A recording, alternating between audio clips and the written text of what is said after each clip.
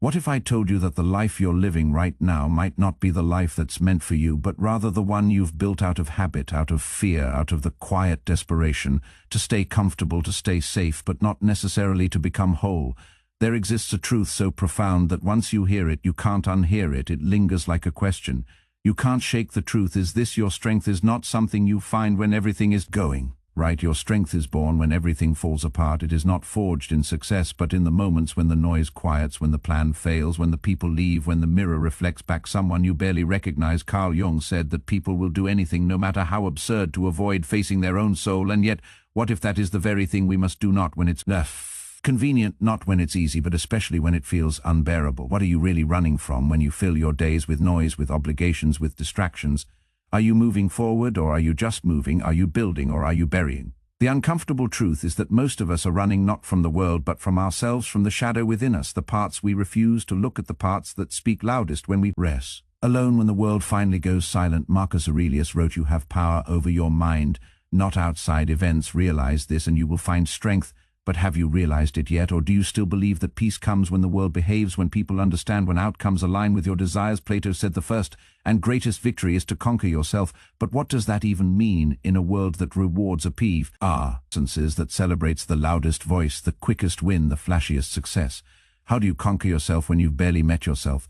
There is a sacred tension between who you are today and who you could become, a space that feels like discomfort, like sacred discomfort, the kind that whispers there's more, but you have to go through yourself to find it. And that journey begins not with action, but with awareness. Ask yourself, when was the last time you sat with your own thoughts, without judgment, without distraction, without needing to fix or escape them? Who are you without the titles, the roles, the achievements, the curated persona? Who is left when there is nothing left to prove? Seneca said, difficulties strengthen the mind as labor does the body. So tell me, when life pressed in, when things fell apart, when the person you counted on walked away, who did you become? Did you collapse, or did you confront? Did you numb, or did you notice? Because the Stoic understands that adversity is not an interruption, it is the instruction, the failure, the setback, the heartbreak. These are not obstacles, these are mirrors showing you the parts of yourself that still need to grow, still need to be owned, still need to be understood. What are you still carrying that isn't yours to hold? Whose approval, whose validation, whose forgiveness are you still waiting for? And why do you believe that you need it to move forward? Epictetus taught that some things are up to us and some things are not yet. How much of your energy is spent trying to control what was never yours to begin with? The mood of another person, the opinions of strangers, the timing of life itself. Imagine how much lighter you would feel if you put those things down. Imagine how much clearer your mind would be if it wasn't cluttered with everything you cannot change. Carl Jung once said, "I am not what happened to me, I am what I choose to become." But how many of us are still defining ourselves by what happened, by the betrayal, by the loss, by the wound that never fully closed? And if you are not careful, you begin to live as a reaction to your past rather than a creation of your present. The Stoic does not ask, how do I erase the past? They ask, how do I use it? How do I let it refine me rather than define me? There is power in the pause, in the breath you take between stimulus and response. Most people live in reaction mode, triggered, pulled, pushed by every little thing, but you don't have to live that way. You can choose stillness, not as inaction, but as intentional. You can choose to observe before you respond, to feel deeply without becoming what you feel, because emotion is information, not instruction. It is a signal, not a sentence. Socrates said the unexamined life is not worth living, and yet how many of us live unexamined days, waking, moving, performing, but never asking, is this really me? Am I living in alignment with who I claim to be, or am I just performing? Am I speaking truth, or am I saying what's safe? Am I moving from principle or from impulse? Imagine walking into a room and carrying the gravity of stillness. Imagine not needing to speak first to prove your worth, not needing to fill silence, just to feel seen. Imagine the silent influence of presence, the kind that speaks through posture, through poise, through the unshakable knowledge of who you are.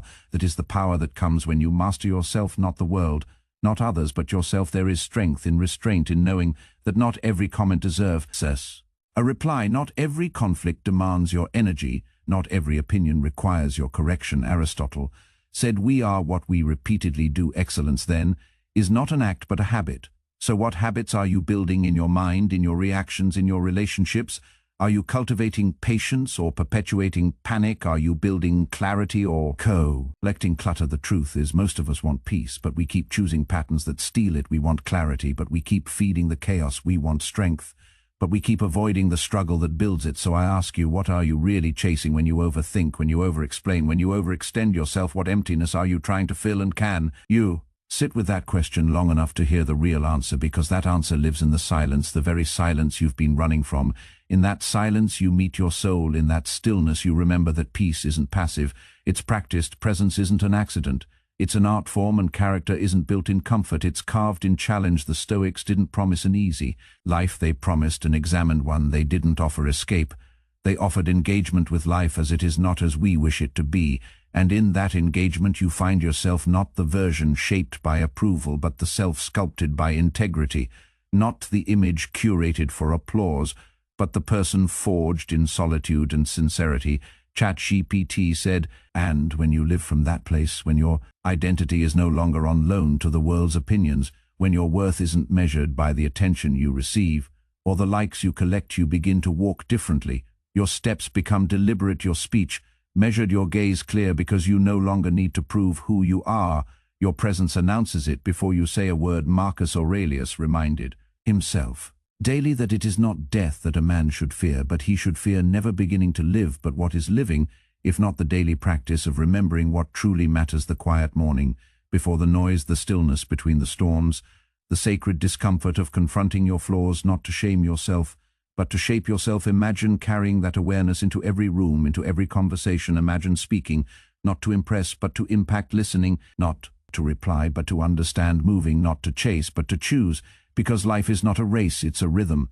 And the man who finds his rhythm is the man who commands the room without raising his voice, who holds the space without filling it with noise. There is a gravity in stillness, the kind that unsettles those who have only known chaos, the kind that intrigues those still searching for their own center.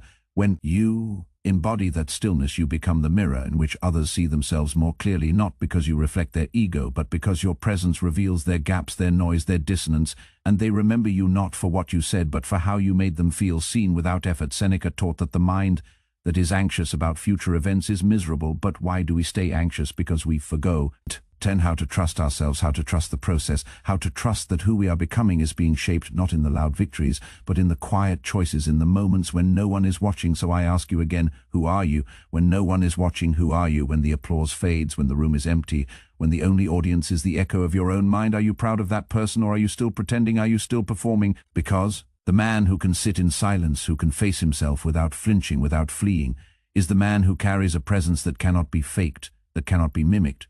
Because it is real, it is rooted. It is remembered in a world addicted to noise, to distractions, to endless validation. The man who masters his mind, who examines his life, who rebuilds himself from the inside out, becomes unforgettable, not because of his titles or his trophies, but because of his truth. Because in the end, the Stoic knows that life isn't about escaping the storm.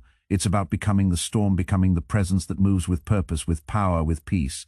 And in that stillness, in that presence, may you find not just yourself, but the life you were always meant to live.